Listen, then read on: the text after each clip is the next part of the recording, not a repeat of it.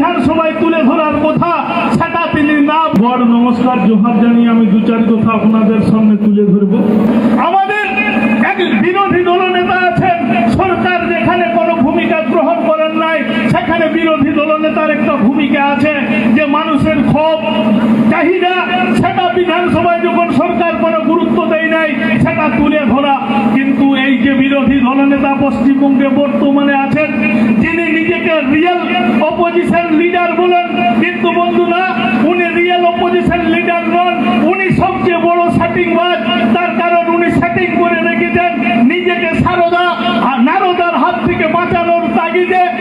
তাছাড়া আপনারা কি করে বুঝলেন যে সারা পশ্চিমবঙ্গে যেখানে শিক্ষায় দুর্নীতি, স্বাস্থ্যে দুর্নীতি, এমন কোনো ক্ষেত্র নাই, অথচ জেল হচ্ছে নাই। জেল হচ্ছে তাদের দ্বিতীয় শ্রেণীর ব্যক্তিত্বের, কিন্তু প্রথম শ্রেণীর ব্যক্তিত্বের হচ্ছে নাই।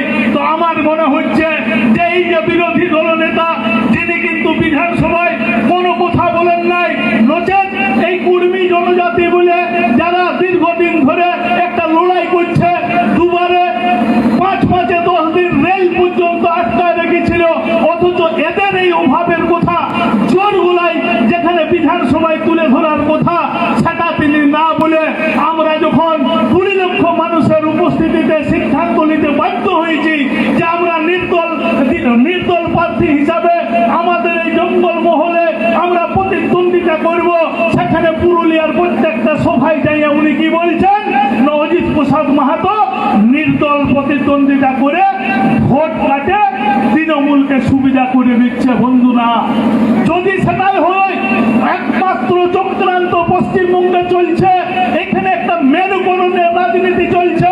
তার কারণ হচ্ছে এখানে তৃণমূল আর বিজেপি ছাড়া যেমন তৃতীয় কোনো শক্তি মাথা তুলে উঠতে না পারে, তার কারণ হচ্ছে তৃণমূল আর বিজেপি এমন একটা সেটিং আছে, এরা পাং ঝোপাং করে কে কখন তৃণমূলে থাকবে, কে কখন বিজেপি থাকবে তার কোনো নিশ্চয়তা নাই। তাছাড়া অর্জুন সিং কখন বিজেপি কখন তৃণমূল আপনারা বুঝতে পারেন। আপনারা কখনো যদি ফেলিওর হয়, যদি ব্যর্থ হয় শুভেন্দু অধিকারী, তো উনি পাং ঝোপাং করে তৃণমূলে যোগ করবেন। তাই উনি চেষ্টা করছেন যাতে তৃণমূল এবং বিজেপি ছাড়া আর কোন তৃতীয় শক্তি পশ্চিমবঙ্গে না থাকে। তার জন্য যারা নির্বাচনে গণতান্ত্রিক পদ্ধতিতে সাংবিধানিক ক্ষমতা বলে নির্দলে প্রতিদ্বন্দ্বিতা করছে, তারাকে ভোট কাটোয়া বলেন কি করে?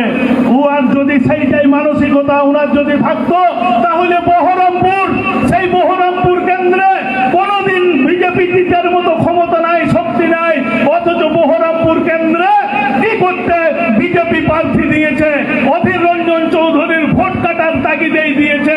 কারণ এই সনাতনী হিন্দুদের ভোটটা যাতে বিজেপি পায় এবং অধীর রঞ্জন চৌধুরীকে হারিয়ে যাতে তৃণমূল চুষতে পারে, এই যে বাইপোলার করার যে চেষ্টা, সেই চেষ্টায় করিয়ে যাচ্ছেন আমাদের বিরোধী দলনেতা শুভেন্দু অধিকারী। তাই বন্ধুগণ আপনাদেরকে বুঝতে হবে, আপনাদেরকে শিখতে হবে, এই জঙ্গল মহলের মানুষের আওয়াজ তুলতে হবে। কারণ এখনো পর্যন্ত যতজন এমএলএ এমপিকে আপনারা নির্বাচিত করেছেন সবগুলাই হচ্ছে বোবা কালা, কেউ কোনো কথা বলতে পারেন নাই।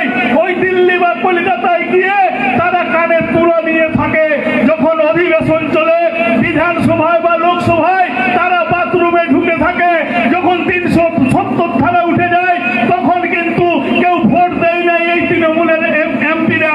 তাই আমাদেরকে বুঝে নিতে হবে এই দেশটা কিভাবে চলবে, আমাদের সংবিধান বাঁচবে কিনা, আমাদের হক অধিকার থাকবে কিনা, এই এসসি এসটি ওবিসি এই যে সংরক্ষণ, এই সংরক্ষণ থাকবে কিনা, এই সমস্ত বিষয়ের উপরে নির্ভর করে আপনার যে মূল্যবান ভোট, সেই ভোটটা আগামী 25 মে সকাল সকাল সঠিক জায়গায় দিবেন, এই আশা রেখে সবাইকে নমস্কার জোহার জানিয়ে আমার বক্তব্য এখানে শেষ করছি।